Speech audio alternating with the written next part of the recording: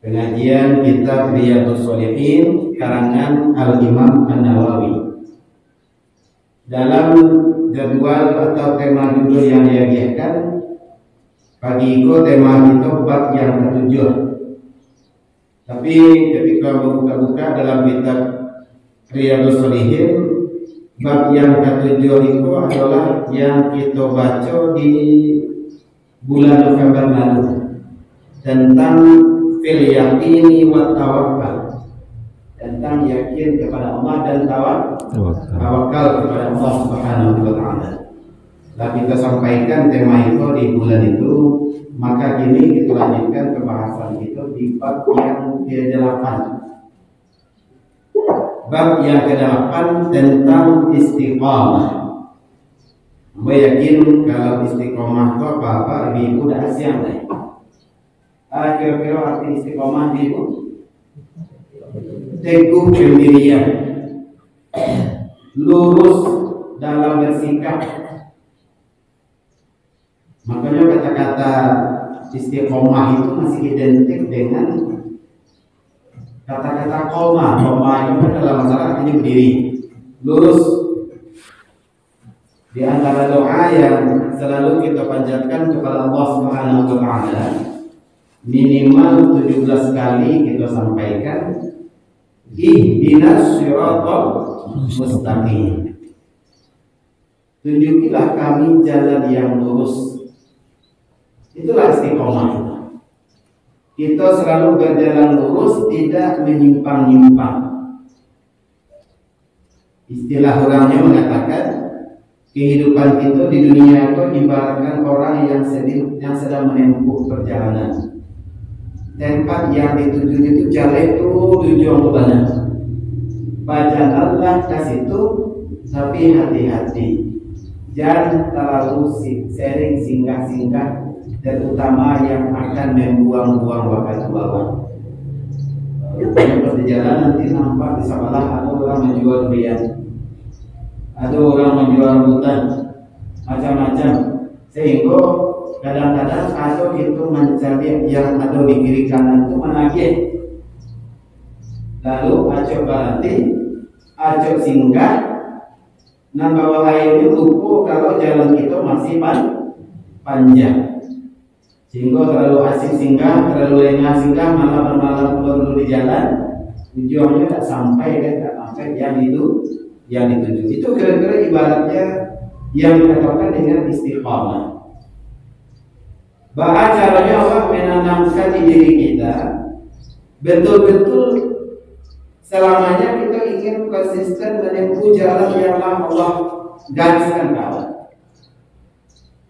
Kalaupun kita akan singgah-singgah di kiri kanan, hanya singgah untuk menambah bekal, bukan singgah lalu kita lalu di situ. Itu yang dimaksud dengan teguh pendirian, selalu berada di atas garis yang lurus. Kaum muslimin, bapak-bapak, ibu-ibu, sidang jemaah salat subuh yang berbahagia. Hadis-hadis yang terdapat di dalam kitab dalam bab istiqomah yang dikemukakan oleh Al-Imam An-Nawawi dalam bab itu tidak banyak. Berbeda dengan pembahasan sebelumnya.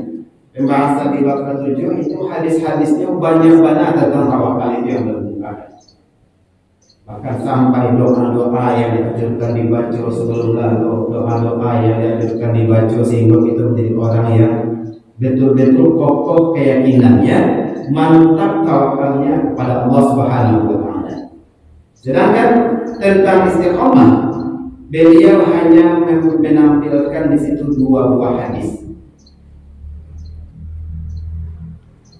Selain itu baru ditambahkan dengan 3 buah ayat dari Al-Quran Al-Karim yang berbicara tentang istiqamah. Di antara ayat yang dikemukakan itu adalah salah satunya ayat yang kita baca di awal tadi.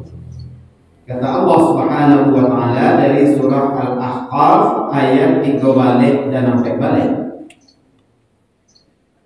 Innal ladzina qalu rabbuna Allah tsumma istaqamu Sesungguhnya orang-orang yang berkata, Tuhan kami ialah Allah, lalu mereka istiqamah, lurus, selalu berada di atas yang nyokatokan tadi.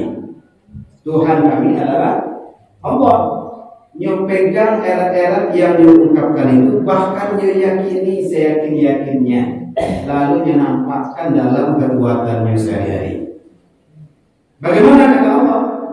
Kalau serupa itu apa? Ibu, fala khaufun 'alaihim wala hum yahzanun. Maka tidak perlu ada rasa takut lagi atas diri mereka. Rasa takut yang bagaimana? Para mufassir mengatakan fala khaufun 'alaihim wala hum yahzanun itu dalam buahan. Takut, tidak ada rasa takut atas apa yang akan mereka lalui kelak. Bila itu di yaumil akhir.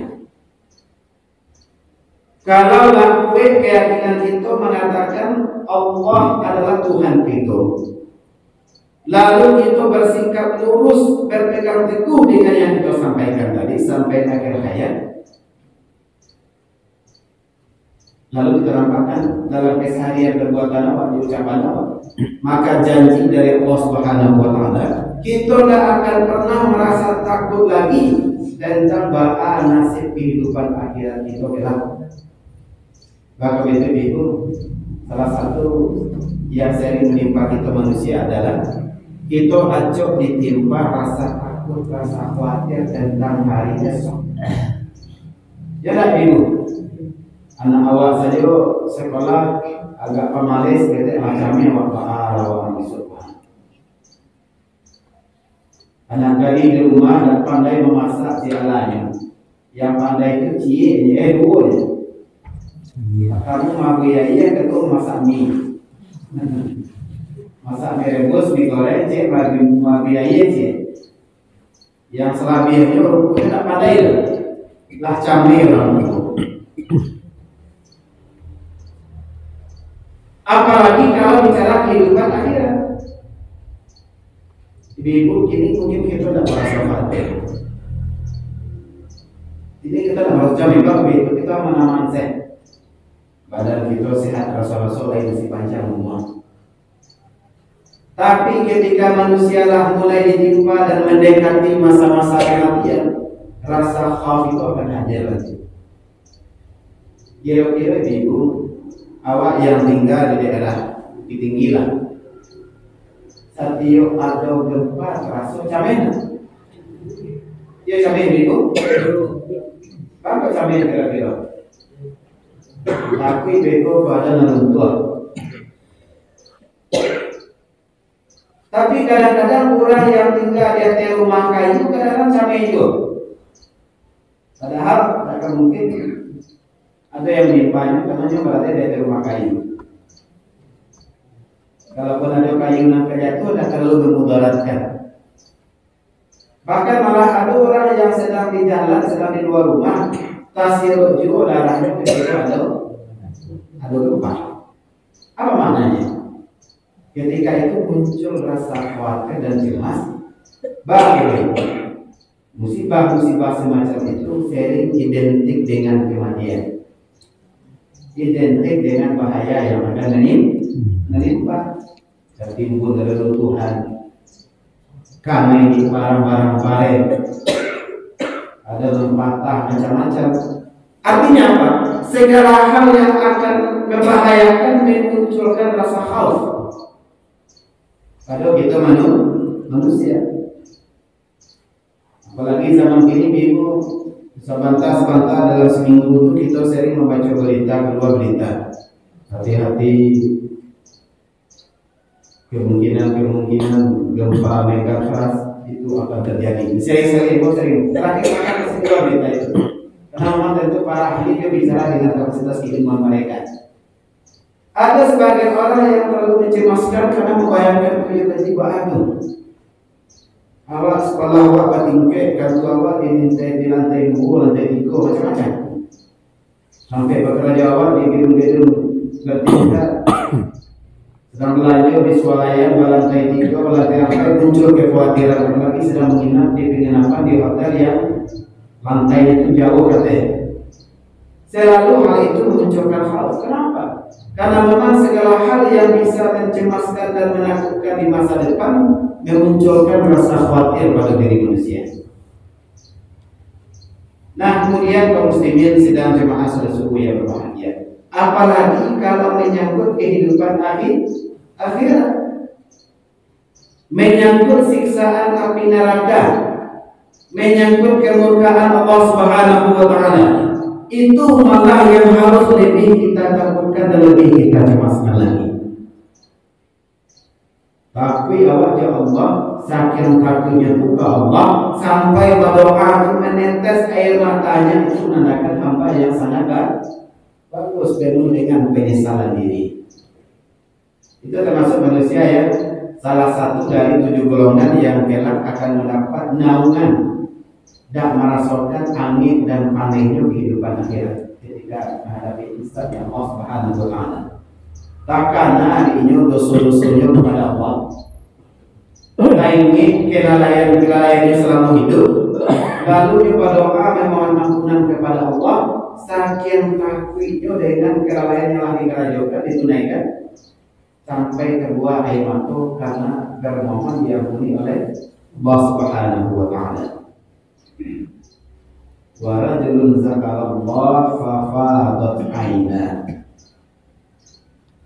Seseorang yang ingat kepada Allah karena itu dosa-dosanya, kesalahan-kesalahannya langsung menetes keluar air matanya.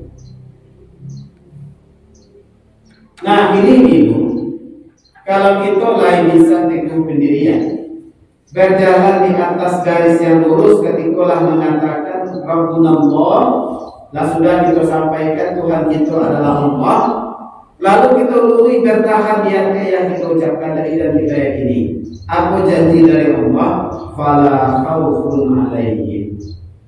Tidak ada rasa takut atas mereka kapan terhadap apa yang akan menimpa kelak di yaumil akhir. Bahkan nasib kita nanti di hadapan Allah di hari akhirat, bahkan nasib kita nanti setelah kematian, bahkan nasib kita ketika dihadapkan pada sidang pengadilan yang Mahkamah Allah Subhanahu wa taala, yang akan kita rasakan adalah rasa takut itu pula. Sehingga ketika kita mendekati kematian, kita tidak dihinggapi kegelisahan yang berlebihan, dan dihinggapi rasa cemas yang sangat mengkhawatirkan. Kenapa demikian? Karena itulah yang Allah janjikan. Yang kedua, wala hum yahzanun, dan mereka juga tidak akan bersedih hati. Dan muncul dalam dirinya dan muncul dalam hatinya rasa sedih. Dan banyak rasanya mengumpulkan di dunia. Rumahlah tabangun rancak, kendaraanlah tabali, mahal lah. Amin kesimpan di rumah. Awal pasaki-saki suku lain nak dijual apa jalan di rumah. Lain nak kabar wihara tolah anak-anak yang ditinggalkan. Anak aku masih kecil, masih ketek. Lalu menikah yang gadis-gadis, muncul rasa sedih. Membayangkan berpisah jauh mereka. Ada ibu kadang-kadang mulai sakit-sakitan itu karena orang kesina. Ada ibu ya? Dari rumah sakit itu nak bayar pun kalau ditinggalkan setakan anak-anak bukan pandai mana-mana.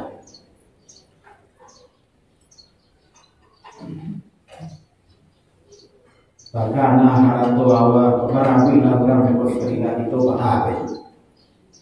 Tanah harap yang dibandingkan sore-sore belum jalan pula lepas kebahagiaannya kasihan. Muncul rasa sedih. Yang kadang-kadang malah membayangkan sedih meninggalkan yang ada di dunia berlebihan, tapi rasa takut akan berhadapan ke Allah Subhanahu wa taala terbayang. Yang demikian itu hanya persoalan anak kehilang, anak ditinggal, bahkan keluarga dari awak besok. Padahal sebetulnya masing-masing mereka telah haduh takdirnya, lah haduh ketetapannya adalah di hadapan Allah Subhanahu wa Ta'ala, bahkan rezekinya pun lah haduh. Jadi itu kan sering khawatir cemas. Bagaimana bisa orang meninggal ini? Bagaimana bisa mengamalkan minum mereka? Yang ada hanya ikut ketik cuma di awal. Padahal di dalam Allah Subhanahu wa Ta'ala ada ketetapan masing-masing yang dari tinggal. Mereka lah punya takdirnya masing-masing pula. Jangan dulu manusia yang masih bisa makan minum, memasak dan sebagainya. Belum saja ibu yang pernah sekolah, jarang kita menanya ada guru mati kelaparan. Bahkan itu masing-masing makhluk yang Allah jadikan itu lah ada belum ditetapkan dan nasibnya masing-masing. Apalagi manusia yang merupakan makhluk yang paling utama, yang paling mulia di hadapan Allah Subhanahu wa Ta'ala. Nah, bagaimana mereka ini? Kata Allah dalam surat Al-Ahqaf, mereka adalah para penghuni surga. Siapa? Manusia yang mengucapkan Allah adalah Tuhan kami. Sudah mengucapkan Tuhan kami adalah Allah, lalu dia istiqomah, dia pegang erat keyakinan itu. Sehingga dikatakan mereka kekal di dalamnya, itu merupakan balasan disebabkan apa yang sudah mereka kerjakan. Itu ayat firman Allah dalam surah Al-Ahqaf ayat 3 balik. Nah, kemudian setelah mengemukakan ayat, kalau ada 2 ayat lagi nanti kita tambahkan itu. Lalu Al-Imam An-Nawawi mengemukakan hadis pertama yang terdapat di dalam bab istiqomah itu. Hadis pertama yang bersumber dari Abi Amr, yakni ada pula yang mengatakan Abi Amrah, namanya adalah Sufyan bin Abdullah radhiyallahu anhu. Apa kata beliau? Dia berkata, "Qultu ya Rasulullah, qul li fil Islami qawlan la as'alu anhu ahadan ghairaka." Jadi hamba tadi yang nama Sufyan itu, kata yang bergelar Abi Amr itu katanya ke Nabi, "Wahai Rasulullah, katakanlah untukku tentang Islam suatu ucapan yang tidak akan aku tanya lagi kepada orang lain selain engkau." Jadi sahabat ini betul-betul ingin bertanya ke Nabi tentang Islam. Apa jawaban Rasulullah? Jawaban Nabi singkat dia. Nabi hanya menjawab dengan beberapa kata saja. Apa kata beliau? Qul amantu billah. Itu mas tadi. Katakanlah hai Sufyan, tentu kalau beliau berbicara dengan dia, aku telah beriman kepada Allah. Katakanlah hai Sufyan, aku telah yakin kepada Allah Subhanahu wa Ta'ala. Lalu setelah engkau mengatakan itu mustaqim, lalu luruslah, teguh berdirilah kau dengan ucapan itu, pegang erat ucapan itu sampai akhir hayatmu. Itu saya pesan Nabi ibu kepada sahabat yang bernama Sufyan. Dia meminta Nabi petunjuk, minta pengajaran, sesuatu yang tidak kami tanyakan ke orang lain mengenai Islam ya Rasul. Jawaban Nabi hanya pendek. Sufyan, katakan aku telah beriman kepada Allah, lalu engkau luruslah, teguh berdirilah di atas ucapan itu. Itulah buat kalian yang sangat hebat. Kaum muslimin, hadirin wal hadirat sidang jemaah salat subuh yang berbahagia. Ringan, pendek. Tapi ternyata yang pendek dan yang ringan itu yang paling baik dalam kehidupan. Bara banyak pula. Baik kalau lagi untuk berbulan-bulan. Sesuatu ajaran agama yang kadang-kadang dipikir tidak terlalu susah, tidak terlalu memberatkan, tapi untuk bisa konsisten dan istiqomah mengerjakan itu susah. Jadi ibu misalnya kira-kira untuk orang itu baik dari tidak, terutama di wanita yang masih muda-muda apalagi. Bahkan malah dengan menggunakan jilbab, memakai baju kurung, gamis dan sebagainya, malah terlihat lebih anggun, lebih berwibawa, lebih rancak, lebih sejuk dilihat. Tapi ternyata barangkali banyaknya segala sebagian perempuan yang sangat baret dan juga memakai itu, yang masih suka menampakkan auratnya. Padahal mengerjakan itu tidak susah dan bahkan mempercantik, memperindah tampilan seseorang malah. Tapi ternyata tidak ringan. Mengerjakan ibadah-ibadah rutin, membaca Al-Quran dalam kehidupan apa itu tidak akan menyusahkan, bahkan tidak menyita waktu itu yang sangat panjang. Rutin aja kita setiap malam atau setiap pagi membaca Al-Quran ada sekian halaman, 5, 6 atau bahkan mungkin sampai 10 halaman, tidak akan menghabiskan waktu itu sampai 1 jam. Bahkan 15 ini sudah cukup malah. Tapi ternyata untuk bisa konsisten dan rutin bisa mengerjakan itu sesuatu yang berat. Untuk betul-betul menjadikan Allah Subhanahu wa Ta'ala sebagai sandaran dalam segala hal, kalau bicara mudah. Tapi ketika seseorang menerima ujian dari Allah Subhanahu wa Ta'ala, lagi cobaan dari Allah Subhanahu wa Ta'ala, pada banyaknya ketika diberi cobaan sakit dan sebagainya berubah. Dia yakin selama kau yang menyembuhkan, yang menyehatkan itu Allah, tiba-tiba beralih. Dia yakin yang akan menyelamatkan itu Allah, yang bisa menjaganya itu Allah. Tapi ketika dia menghadapi kesulitan, baru banyaknya yang lari, yang menyimpang dari yang seharusnya. Kaum muslimin, bapak-bapak, ibu, sidang jemaah salat subuh yang berbahagia, maka sangat penting bagi awak menanamkan keyakinan bahwa Tuhan kita Allah itu sangat kuat dalam kehidupan kita, sangat erat muncul dari diri kita. Kenapa demikian? Karena itu merupakan pegangan agama yang sangat kokoh. Ada kaitan judul kita pagi itu dengan judul kita sebelumnya tentang yakin dan tawakal, bahwa ketika kita bisa istiqomah dengan keyakinan kita kepada Allah Subhanahu wa Ta'ala dan berserah diri sepenuhnya tentang masa depan kita, kalau kita jalankan yang Allah suruh, kita hentikan Allah larang, ternyata sangat erat dan kuat benarnya di dalam diri dan kehidupan kita sehari-hari.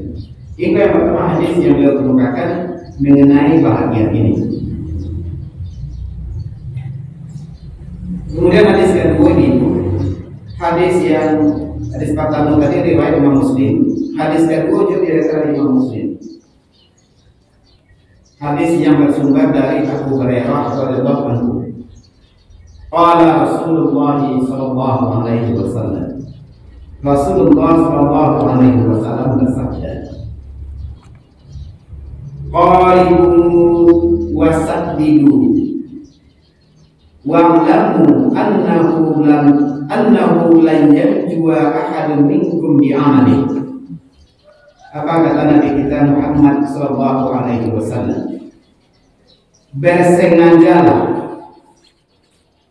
secara sederhana dan bertindak luruslah. Wasaddidu, artinya mendekatlah kita kepada Allah. Sengajalah kita berusaha mendekat kepada Allah. Qaribu. Kemudian yang kedua, wasaddidu, luruslah dalam segala hal dalam kehidupan kita, dalam berbuat ataupun dalam berbicara. Dan ketahuilah bahwasanya tidak seorang pun yang dapat selamat karena amalnya. Apa kata Rasulullah? Annahu lan yanjua ahadun minkum bi amali. Sekali-kali tidak seorang pun dari kamu akan selamat hanya dengan mengandalkan amalnya saja. Lalu bagaimana? Wala anta ya Rasulullah, dan tidak juga engkau wahai Rasulullah, tidak juga engkau akan selamat dengan mengandalkan amalmu saja, kata sahabat Nabi. karena Nabi mengatakan kepada mereka, menyengajalah untuk mendekatkan diri kepada Allah Subhanahu wa taala, dan sengajalah untuk lurus dalam kehidupan kepada Allah Subhanahu wa taala. Maka itu Nabi sampaikan, sekali-kali tidak ada seorang pun yang akan selamat hanya dengan mengandalkan amalnya saja. Baik, di situ sekedar mungkin memunculkan keraguan orang. Tidak jangka engkau akan selamat dengan amalmu saja ya Nabi, aku juga tidak maksud. Lalu bagaimana? Nabi melanjutkan, wala illa ayyatarammadani Allah bi rahmatin minhu wa fadlih, kecuali kata Rasul, Nabi mengatakan, kecuali jika Allah menutupi diriku dengan memberikan rahmat kepadaku. Artinya apa? Kita semata-mata amal saja kita utamakan, tanpa diiringi dengan rahmat Allah tadi, tanpa dicurahkan rahmat Allah akibat teguhnya pendirian kita, keyakinan kita kepada Allah Subhanahu wa taala, tidak bisa doa amal saja diutamakan, kecuali Allah menutupi itu dengan mencurahkan rahmat-Nya ke Allah. Dulu atau 4 tahun yang lalu ibu dalam sebuah ceramahnya akibat hadis itu mungkin jarang terdengar, sempat kurang heboh. Ketika seorang ahli tafsir di negeri Quraisy, Profesor Quraisy menyampaikan pengajian beliau tentang hadis itu. Nah, itu dia diurang video-video pendek, janjiannya judul amal tidak menjamin masuk surga. Karena itu judulnya, amal tidak menjamin masuk surga. Lalu disampaikan di situ, ketika Nabi mengatakan, ketahuilah bahwa seseorang tidak selamat di hadapan Allah dengan amalnya saja. Tidak juga engkau ya Allah, tidak juga aku, kecuali bahwa Allah, jika Allah menutupiku dengan memberikan karunia kepadaku dengan rahmat-Nya. Mengenai itu langsung orang heboh. Dari kata-kata dulu orang paham kalau selesai bahwa itu amalan tidak bisa menyelamatkan dari kemurkaan Allah. Pokoknya itu ada harus kami. Artinya apa sebetulnya? Yang dimaksudkan di situ adalah betul-betul munculkan keyakinan di awal bahwa mengharap ridha, mengharap ampunan Allah itu sangat besar harus kita munculkan dalam diri. Makanya ungkapan pertama tadi yang dikatakan adalah qul amantu billah, katakan aku beriman kepada Allah. Kalau di ayat itu dikatakan sesungguhnya orang-orang yang mengatakan Tuhan kami Allah, lalu mereka beristiqomah dengan itu, maka mereka lah yang dikatakan tadi tidak akan ada rasa takut terhadap hari esoknya di akhirat, dan tidak akan sedih atas apa yang mereka tinggalkan di dunia. Kaum muslimin, kaum muslimat sidang jemaah salat subuh yang berbahagia. Terakhir ini ada ayat lain dalam surah Fussilat ayat 30 sampai 32 yang masih identik dengan istiqomah yang kita jelaskan di awal tadi. Apa kata Allah? A'udzubillahi minasyaitonir rajim. Innal ladzina qalu rabbuna Allah tsumma istaqamu. Sama seperti ayat sebelumnya. Sungguhnya orang-orang yang mengatakan Tuhan kami Allah, lah sudah mereka katakan begitu, mereka yakin selalu beristiqamah, lurus, selalu menunaikan dan berpegang dengan itu. Bagaimana? Tatanazzalu alaihimul malaikah. Kelak akan turun kepada mereka malaikat, turun datang malaikat kepada mereka. Alla takhafu wa la tahzanu wa abshiru bil jannati allati kuntum tu'adun. Malaikat itu rupanya membisikkan itu hal. Kata malaikat, janganlah kamu takut, jangan sampai tentang hidup akhiratmu, sehingga ketika kematian itu tidak muncul kecemasan. Wala tahzanu, jangan rusuh membayangkan yang engkau tinggalkan. Wa abshiru bil jannah, dan bergembiralah kamu dengan surga yang telah dijanjikan. Itu yang disampaikan oleh malaikat. dan itu dangka tapi dibisikkan bahwa sehingga itu jadi hilang rasa sedih, hilang rasa takut, dan bahkan ada orang yang meninggal dunia itu tersenyum. Ada ibu? Atau wajah orang mau meninggal itu kayak tersenyum, padahal dia sakit berminggu-minggu, berhari-hari, bahkan ada yang malah berapa bulan-bulan. Tapi ketika meninggal yang biasanya kesakitan, tiba-tiba nampak wajahnya itu penuh senyuman. Kenapa demikian? Karena dijanjikan dibisikkan 3 hal tadi oleh malaikat. Bahkan bukan hanya itu. Apa kata Allah dalam selanjutnya ayat? Nahnu awliya'ukum fil hayatid dunya wa fil akhirah. Kami adalah pelindung-pelindungmu dalam kehidupan akhirat. Kamilah pelindung-pelindungmu dalam kehidupan dunia dan juga dalam kehidupan akhirat. Kalau Allah yang melindungi, tidak akan perlu kita takut tentang hidup Allah. Dan akan ada yang kita rusuhkan dalam hidup kalau yang langsung melindungi, menjamin melindungi adalah Allah Subhanahu wa Ta'ala. Walakum fiha ma tashtahi anfusakum, walakum fiha ma tashtahi anfusukum. Dan bagimu di dunia itu apa yang kamu ingini, bagimu di dalamnya baik dunia maupun akhirat, yang engkau ingini akan dikabulkan kata Allah. Walakum fiha ma tad'un, dan bagimu di sana juga apa yang engkau minta, apa yang engkau minta, engkau inginkan, Allah akan kabulkan. Nuzulan min ghafurir rahim, itu merupakan hidangan, pemberian dari Allah yang Maha Pengampun lagi Maha Penyayang. Apa maknanya? Lagi-lagi engkau bicara tentang balasan orang yang mampu istiqomah dalam hidup. Pantas kiranya bapak ibu yang berbahagia. Banyak kita mencari orang-orang tua, orang-orang yang memang berusaha menjalani hidupnya dengan baik dan benar. Sedikit pun mereka nggak khawatir hidupnya.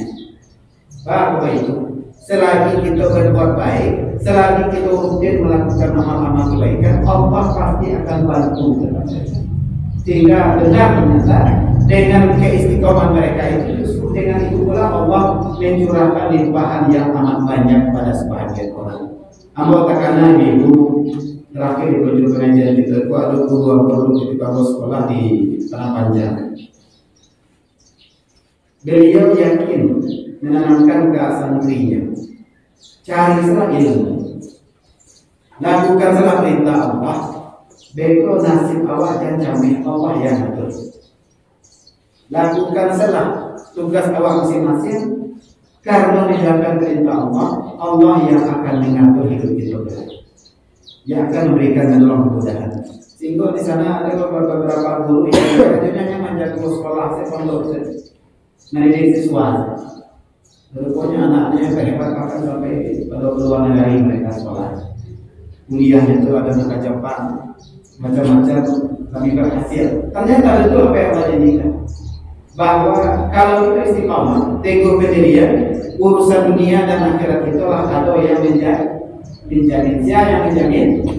Yang maha mampu menjamin segala hal, dan itu adalah Allah Subhanahu wa Ta'ala. Kaum muslimin wal muslimat, hadirin wa hadirat yang berbahagia, itu kira-kira di antara beberapa hal yang kita sampaikan. Hampir satu ayat di hadis tentang bab istiqomah itu kita sampaikan. Jadinya hadis ayat fastakim kama umirta, luruslah kamu sebagaimana diperintahkan. Itu ayat terakhir yang dikemukakan oleh Imam An-Nawawi dalam bab istiqomah, bab yang sangat pendek yang hanya mengemukakan 2 buah hadis saja. Semoga bermanfaat dan kita bisa